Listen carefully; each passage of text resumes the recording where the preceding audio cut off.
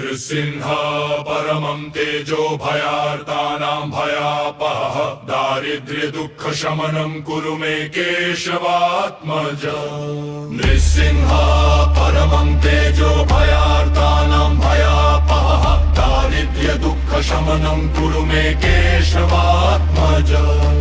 उग्रवीर महावीर भक्तानुग्रहकारक अभावतं असादग्धं गृहं मे दीपय प्रभो हिरण्यकशिपुच्छेत्रे लोकत्राणैककारणने ऋणरोगभयच्छेदं कुरु मे हरिरूपेण सिंहवक्त्र महाबाहो वज्रनखसमन्वित शत्रुछाया विनाशाय मम द्वारि विराजय धनधान्य समृद्ध्यर्थं श्रीलक्ष्मीकर संश्रित कृपाककक्षपातेन दरिद्रतान्निवार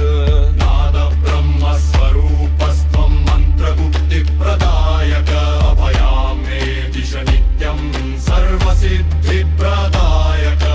यत्र यत्र स्मरामि त्वं तत्र तत्र भयक्षय अभावो नश्यते शीघ्रं सत्यं सत्यं वदाम्यहं कालरात्रि विनाशाय ग्रहदोष प्रशान्तये नृसिंह नाम संकीर्त्य सुखं मे संविधियतमा लेखरञ्जन नाम्ना यो भक्त्या कुञ्जिकां पठे तस्य गृहे सदा लक्ष्मीर्भयं नास्ति कदाचन इति गुहिततमं स्तोत्रं नृसिंहस्य महात्मनः पठितव्यं प्रयत्नेन भयदारिद्र्यनाशनम् फलश्रुति फलश्रुति